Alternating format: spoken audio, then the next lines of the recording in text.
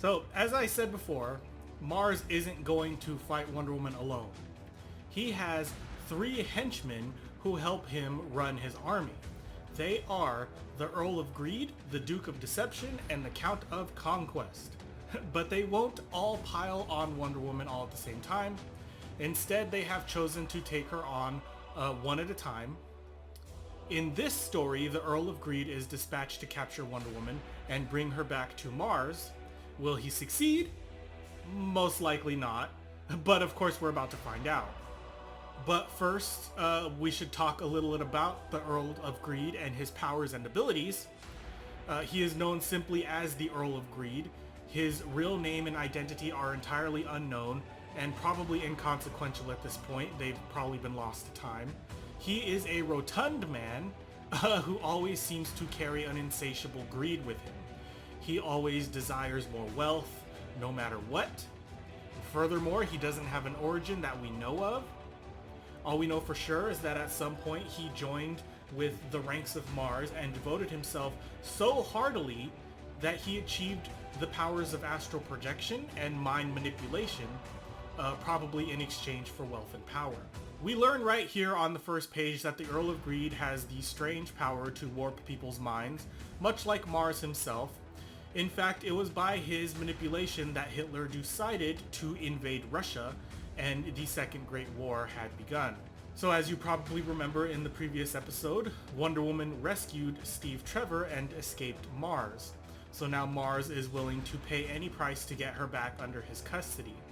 The Count and the Duke obviously see this as a bad idea, and they want nothing to do with it. But the Earl of Greed can't help but accept the riches as payment.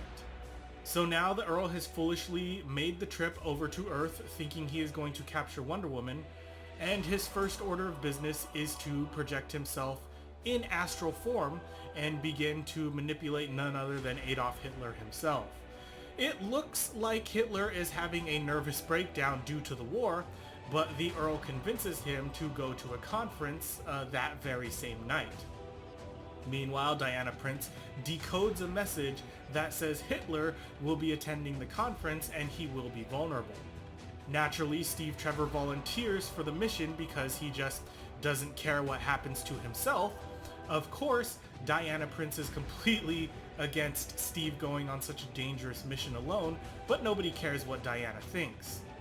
Wonder Woman shows up at the airfield to cut off Steve and demands to go with him.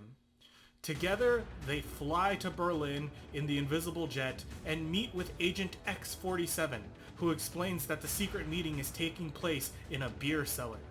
Steve and Wonder Woman spy on the secret meeting through some peepholes in the ceiling.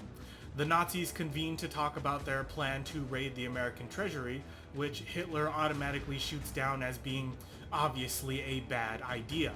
However, Wonder Woman senses the astral projection of the Earl of Greed in that very room with them.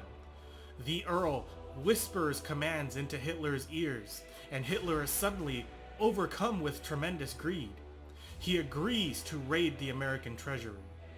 Then, suddenly, out of nowhere, the entire cellar explodes, presumably killing everyone inside.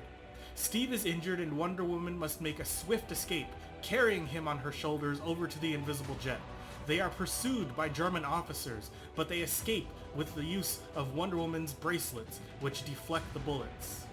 It's important to note here that the cellar had exploded because of a bomb, which had been planted completely off panel. We don't know who planted the bomb or why it was planted, but it's just not explained in the comic.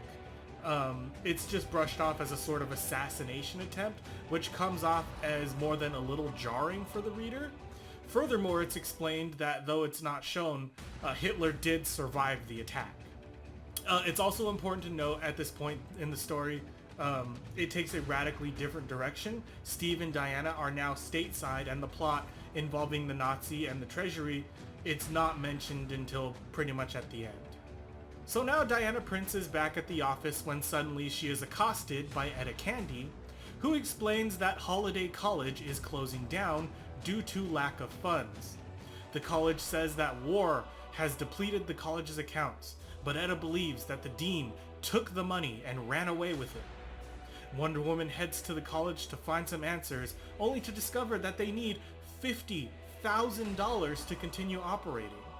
Now the story takes a bit of a strange twist. Wonder Woman comes up with a plan to save the college. They are going to play a game of baseball for charity, and they're going to do it with an all-girl team.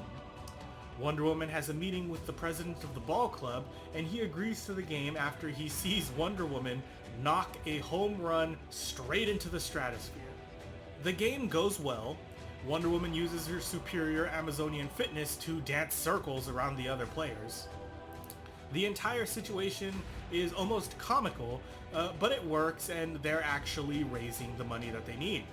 Then, suddenly an act of sabotage. An explosion rocks Wonder Woman off the home plate. Again, the story is not explained very well here. Wonder Woman just kind of explodes, and you're not really told why. So here's what happened.